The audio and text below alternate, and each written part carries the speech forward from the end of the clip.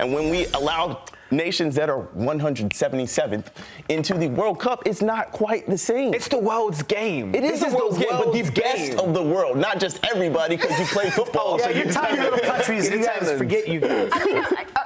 Again, I'm not opposed to it, but I do want to see how 48 works first. There's pros and cons. So it said it was influential South American leaders who are leading the charge, but do we think maybe Italy is behind it a little bit? I mean, what do we need to expand it to for Italy? What do we need? Are you asking what we need to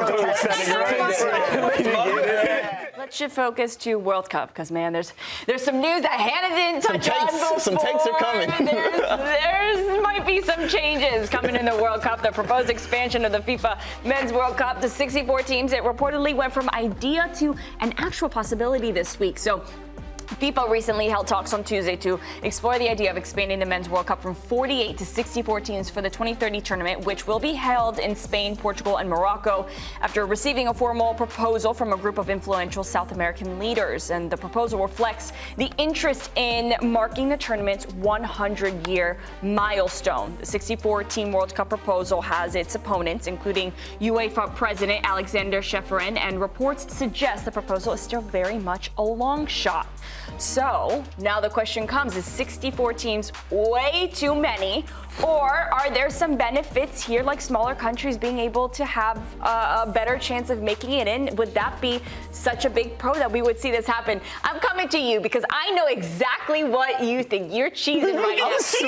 I'm all for I'm this. buzzing. I'm absolutely buzzing. As someone who comes from a smaller country in the world, as they say, an island that's only about 45 minutes long, Antigua have an opportunity now. Yeah, I know there's a lot of work still to do to actually make the World Cup. And I think about the legends before, the Dexter Blackstocks, the Mikel Legentwoods, the Anton Blackwoods, that have represented that and tried their best to turn this into an iconic moment. Now with the expansion, he does not believe me whatsoever. Can I just see Nate? You don't know what I think. Nate, I'm listening. Understand. This is an opportunity for those small islands to really recognize and think to themselves, there is a real chance that I could go and watch my team compete in the World Cup.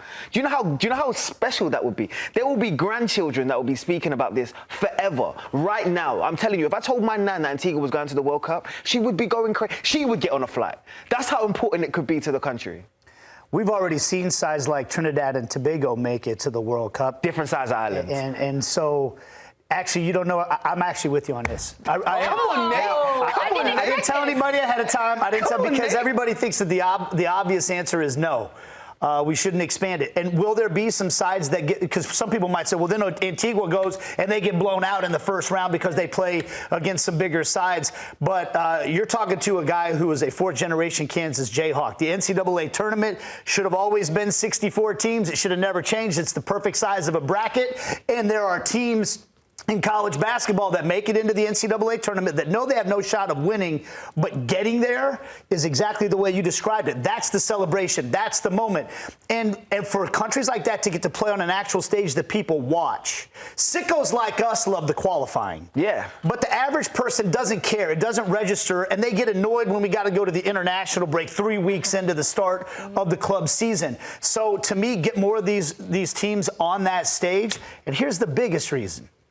All of us, if you get paid to cover this, you want more games because it's more work. You'll get us that money, you know? That's what I'm talking about. I want to say I don't hate this idea, but it's too soon to be considering 64 when we haven't even run a 48-game tournament. We haven't seen how that works. We haven't seen if there are filler matches that nobody is going to watch. We haven't seen if some of these smaller teams that make it just get absolutely blown out of the water, and it's embarrassing for them to even be there. Can I ask you a question on that, though? Because that happens in the Women's World Cup right now, right? We see there's such a disparity in the Women's World Cup, and they're expanding that field. Does that mean we shouldn't have those teams in the Women's World Cup? Facts. That's a really good point. Because what we're trying to do is grow the women's game, right? We want these countries that haven't been able to compete. Are we still trying to grow the men's game? At this point, isn't the men's game pretty established?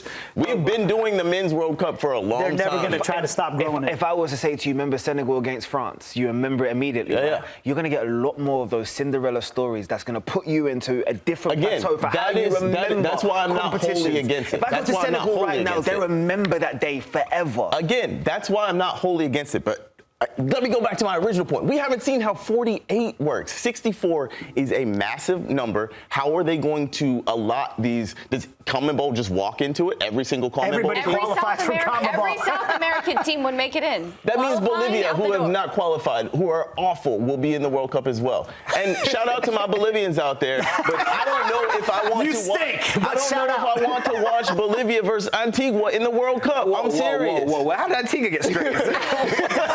Where did Antigua get straight? Hey, I'm just should be being liking that realistic. matchup. Like, this You is can win supposed to be the pinnacle of world football. And when we allow nations that are 177th into the World Cup, it's not quite the same. It's the world's game. It is the world's game, but the best of the world, not just everybody because you play football. Yeah, you're tiny little countries. You guys Italians. forget you guys. Again, I'm not opposed to it, but I do want to see how 48 works first. There's pros and cons. So it said it was influential South American leaders who are leading the charge, but do we think maybe Italy is behind it a little bit? I mean, what do we need to expand it to for Italy? What do we need? Are you asking what we need to do? Marco's off screen right now. Hey, Marco, you want to jump in? Who's saying something about Italy? What you guys saying? hey. Listen, I sure want the World Cup to be expanded, and I don't even want it. How many teams do we need to expand to for Italy to make it in? All right, you guys got jokes. You're funny. Enjoy your conversation. You better watch. You might be sleeping with the fishes. I'm so sorry. I had to do that. All right, guys, we're taking a quick break here on Morning Footy. I need to go apologize to Marco Messina.